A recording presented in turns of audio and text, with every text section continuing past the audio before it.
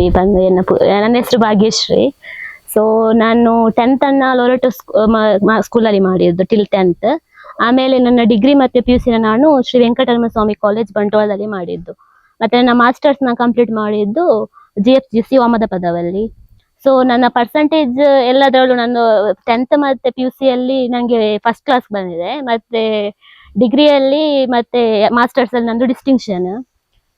So ಈಗ ಎಂತ ಅಂದ್ರೆ ಅಟ್ ಪ್ರೆಸೆಂಟ್ ನಾನು 1 year ಆಯ್ತು ಕಂಪ್ಲೀಟ್ ಆಗಿ. ಆಗಸ್ಟ್ ಅಲ್ಲಿ ನಂದು ಎಜುಕೇಶನ್ ಕಂಪ್ಲೀಟ್ ಆಗಿದ್ದು.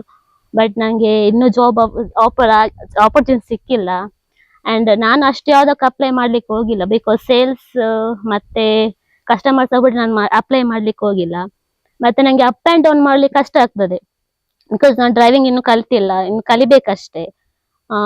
ಏನಾದ್ರು ಮಂಗ್ಳೂರಿಗೆ ಹೋಗಿ ಬರುದಾದ್ರೂ ಅದು ತುಂಬಾ ಲಾಂಗ್ ಆಗ್ತದೆ ನನಗೆ. ಅಂದ್ರೆ ನಾನು ಅರ್ನ್ ಮಾಡಿದೆಲ್ಲ ಅದಕ್ಕೇನೆ ಇದು ಯೂಸ್ ಮಾಡ್ಬೇಕಾಗ್ತದೆ. ಅದಕ್ಕೋಸ್ಕರ ನಾನು ಮಂಗ್ಳೂರಲ್ಲಿ ಯಾವ್ದು ಅಪ್ಲೈ ಮಾಡಿಲ್ಲ.